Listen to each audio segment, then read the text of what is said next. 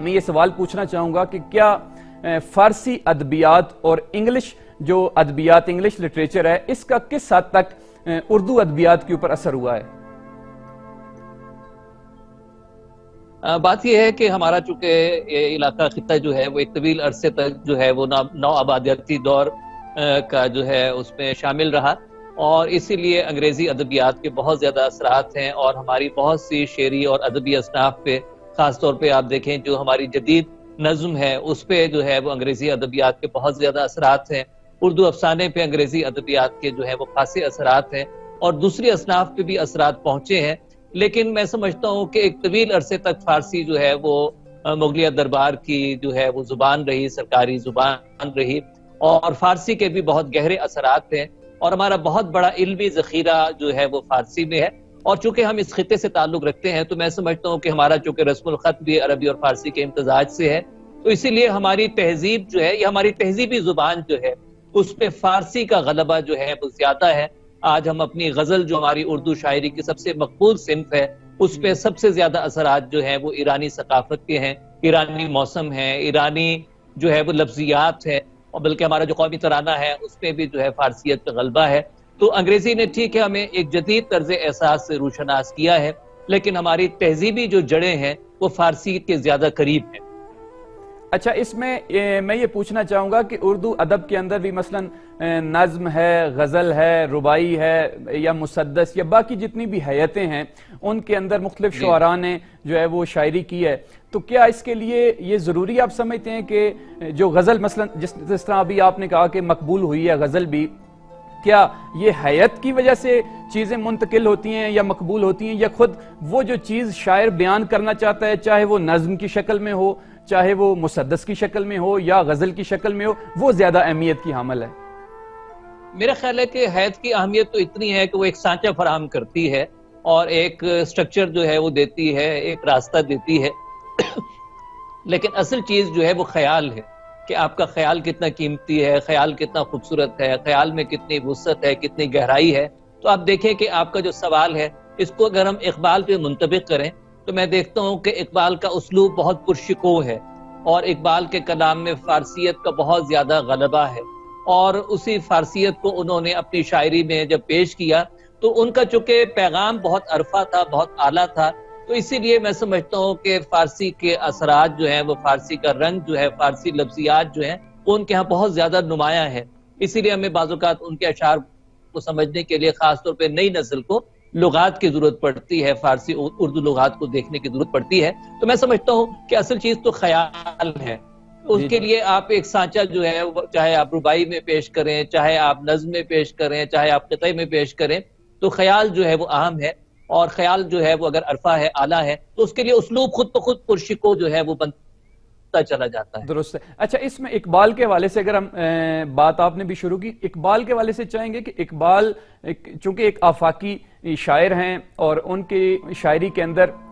انسان کو تحرک دینے کے حوالے سے، انسان کو جھنجھوڑنے کے حوالے سے اور معاشرے کو حتیٰ جھنجھوڑنے کے حوالے سے بہت سے پہلو پائے جاتے ہیں، تو آپ کیا سمجھتے ہیں کہ آج کی موجودہ نسل کے لیے کون سے وہ پہلو ہیں جن کی بہت زیادہ ضرورت ہے کہ اقبال کی شاعری سے الہام لیتے ہوئے آج ہماری نسل اس راستے کے اوپر گامزن ہو جائے؟ جی بالکل، آپ کا بہت خوبصورت سوال ہے۔ میں سمجھتا ہوں کہ اقبال جو ہے اس کو اگر ہم صرف شاعر مشرق کہیں یا شاعر اسلام کہیں تو یہ شاید ان کے فکر کے ساتھ مکمل انصاف نہیں ہے۔ آج پوری دنیا اس چیز کا اعتراف کرتی ہے کہ اقبال جو ہیں وہ بلا شبہ ایک آفاقی شاعر ہیں، ان کی سوچ کا دائرہ بہت بڑا ہے۔ اصل میں اقبال کو جب ہم سمجھنے کی کوشش کرتے ہیں تو ہمیں اقبال کو ان کے دور کے تناظر میں دیکھنا چاہیے کہ وہ غلام ہندوستان میں جو ہے وہ شاعری کر رہے ہیں، اور لوگ جو ہے خواب غفلت کا شکار ہیں۔ معاشرہ تین طبقوں میں بٹا ہوا ہے۔ ایک طبقہ وہ ہے کہ جو صرف مذہبی ہے اور مذہب کے علاوہ کچھ دیکھنے کو یا جدید جو سوچ ہے اس کو قبول کرنے پہ تیار نہیں ہے۔ دوسرا طبقہ جو ہے وہ مادیت پرست ہے اور مغرب سے بہت زیادہ اثرات قبول کیے ہوئے ہے اور مغرب کے علاوہ جو ہے کچھ سوچنے کو تیار نہیں ہے۔ تیسرا طبقہ جو معتدل طبقہ ہے تو وہ طبقہ جو ہے وہ مشرق اور مغرب کی تہذیب کے امتزاج سے آگے بڑھنا چاہتا ہے۔ تو اقبال نے جو ہے اقبال نے عقل اور عشق کا تصور پیش کیا، اور اقبال نے کہا کہ عشق جو ہے جہاں عقل کا سفر ختم ہوتا ہے وہاں عشق کا سفر شروع ہوتا ہے۔ بے خطر کود پڑا آتش نمرود میں عشق، عقل ہے محو تماشائے لبے بام ابھی. تو اقبال جو ہے وہ اس کے دور کی ضرورت یہی تھی کہ لوگوں کو تحرک کی طرف، فعالیت کی طرف، عملیت کی طرف لے جایا جائے. اس لیے انہوں نے جو تصوف تھا اس کو بھی انہوں نے کہا کہ یہ صرف جو ہے اگر ایک تصوف بے عملی کی طرف لے جاتا ہے یا ایک ملائی نظام جو ہے وہ لوگوں کو جو ہے وہ عقل سے اور معاشرے سے اور معاشرے کی ترقی سے دور کرتا ہے، اقبال اس کو قبول نہیں کرتے. اقبال کا پیغام جو ہے وہ کہتے ہیں وہ کل کے غم و عیش پہ کچھ حق نہیں رکھتا، جو آج خود افروز و جگر سوز نہیں ہے، وہ قوم نہیں لائق ہنگامہ فردا، جس قوم کی تقدیر میں امروز نہیں ہے. تو اقبال جو ہے وہ کہتے ہیں کہ آپ ماضی سے روشنی حاصل کریں، اپنے حال کو زندہ رکھیں. جو ماضی سے روشنی حاصل کر کے اپنے حال کو متحرک اور فعال کرتے ہیں، مستقبل انہی قوموں کا ہوتا ہے. تو اقبال تینوں زمانوں کو یکجا کر کے دیکھنے کی صلاحیت اور استعداد رکھتے ہیں. بہت شکریہ. اچھا، اس میں ہم یہ بھی دیکھنا چاہیں گے آپ کی زبانی کہ اقبال کی جیسے آفاقی فکر ہے، اس کے بعد بھی بہت سے اردو ادب کے اندر بھی شعراء ہے کہ جنہوں نے اپنی سرحد سے ماورا ہو کے، مثلا فیض احمد فیض کی اگر ہم مثال لیں، کبھی وہ فلسطینی بچوں کے نام نظمیں کہہ رہے ہیں، کبھی وہ ایرانی طلباء کے نام یہ کون جواں ہیں اے ارض عجم، یا کبھی وہ افریقہ جب دو حصوں میں تقسیم ہوتا ہے تو وہ کہتے ہیں کم بیک افریقہ، کم بیک افریقہ. یعنی انہوں نے ملک سے باہر نکل کے بھی دنیا کے حالات کو بھی دیکھا اور اس کے بارے میں بھی اظہار کیا. لیکن آج کا شاعر، کیا آپ سمجھتے ہیں کہ ایک حد کے اندر یا اپنی حدود جو ان کی سرحدیں ہیں وہاں تک محدود ہو گیا ہے، یا عالمی سطح پہ جو بیان کر رہے ہیں وہ کس حد تک آپ سمجھتے ہیں کہ موجودہ شاعر ان چیزوں کو بیان کر رہا ہے؟ میں سمجھتا ہوں کہ 20ویں صدی جو ہے وہ ہمیں دنیا کو ایک گلوبل ولیج بنانے کی طرف آگے بڑھی اور 21ویں صدی میں اس کے ثمرات سامنے آئے.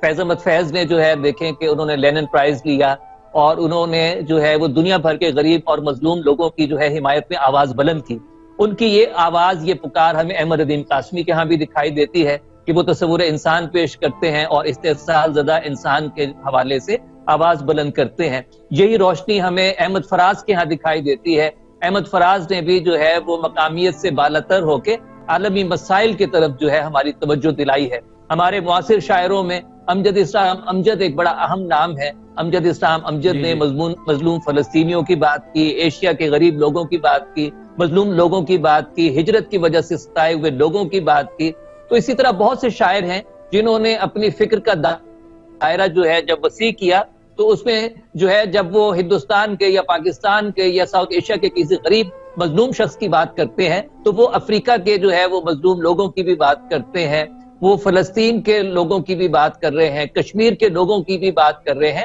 اور اب تو اس پہ کئی تحقیقی مقالے بھی لکھے گئے ہیں. میرے طریقہ کار ہیں ڈاکٹر آصف علی چٹھا صاحب، انہوں نے اردو شاعری پر جدید جو عالمی تحریکیں ہیں آزادی اور بیداری کی، تو اس کے حوالے سے مقالہ لکھا اور بہت سے شاعروں کے ہاں یہ دریافت کیا ہے کہ کچھ ایسے شاعر بھی ہیں جو معروف ہیں جن کا بھی میں نے نام لیا، لیکن اس کے علاوہ بھی بہت سے ایسے شاعر ہیں جن کی سوچ آفاقی ہے اور وہ سمجھتے ہیں کہ اب ہم ایک گلوبل، ایک عالمی گاؤں کے شہری ہیں اور دنیا بھر میں کہیں بھی جو ہے وہ ناانصافی ہوتی ہے، عدم مساوات ہے، ظلم ہے، تو شاعر جو ہے، اردو شاعر جو ہے وہ اس کے خلاف آواز بلند کرتا ہے. اور میں سمجھتا ہوں کہ یہ روایت جو ہے وہ اکبر الہ آبادی سے ہوتی ہوئی، حالی سے ہوتی ہے، اس سے پہلے بھی آپ دیکھیں کہ جعفر تجلی کے ہاں بھی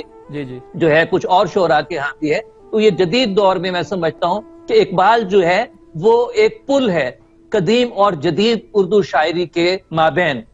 تو اقبال جو ہے، اقبال نے جو روایت بلند کی تھی تو وہ روایت ٹھیک ہے اس طرح سے آگے نہیں چلی. اقبال جو ہے وہ اپنی روایت کے موجد بھی آپ ہیں اور خاتم بھی آپ ہیں. آپ دیکھیں کہ پوری فارسی شاعری میں جو ہے بہت آفاقی بڑی شاعری کی گئی ہے، لیکن جس طرح ملت اسلامیہ کا دکھ اور درد اقبال کے ہاں دکھائی دیتا ہے، میں سمجھتا ہوں کہ پوری دنیا میں اس کی مثال نہیں ملتی. اقبال کے اثرات ایران تک بھی پہنچے. ترکی کے جو قومی شاعر ہیں محمد عاکف ارسوئے، تو انہوں نے بھی اقبال کے پیام مشرق اور اسرار خودی اور ان شعری مجموعوں کا مطالعہ کیا اور انہوں نے بھی اس کو خراج تحسین پیش کیا کہ جو کچھ میں سوچتا ہوں وہ آگ تو شاعر اسلام علامہ اقبال کے باطن میں سلگ رہی ہے، فروزاں ہے، تو اس آگ کی روشنی جو ہے وہ پوری ملت اسلامیہ تک پھیلی ہے. اور میں سمجھتا ہوں کہ دنیا میں جہاں کہیں بھی آزادی کی، بیداری کی، حرکت کی، عمل کی اور جستجو کی، شوق کی، محبت کی بات ہوگی تو علامہ اقبال کا نام ضرور لیا جائے۔ جی بہت بہت شکریہ ڈاکٹر صاحب، ہم آپ کا شکریہ ادا کرتے ہیں کہ آپ نے اپنے قیمتی برنامہ میں سے وقت نکالا اور آج کے ہمارے پروگرام میں شریک ہوئے، اور انشاءاللہ آئندہ بھی ہم آپ کو زحمت دیتے رہیں گے۔ آپ کا ایک دفعہ پھر اپنی پوری ٹیم کی طرف سے شکریہ ادا کرتا ہوں۔ بہت شکریہ، اپنا ڈھیر سارا خیال رکھیے گا۔ جی ناظرین، جناب ڈاکٹر محمد کامران صاحب جو کہ صدر شعبہ ہیں پنجاب یونیورسٹی شعبہ اردو کے، اور بہت خوبصورت انداز سے انہوں نے شعر و ادب اور اقبال کے حوالے سے گفتگو کی۔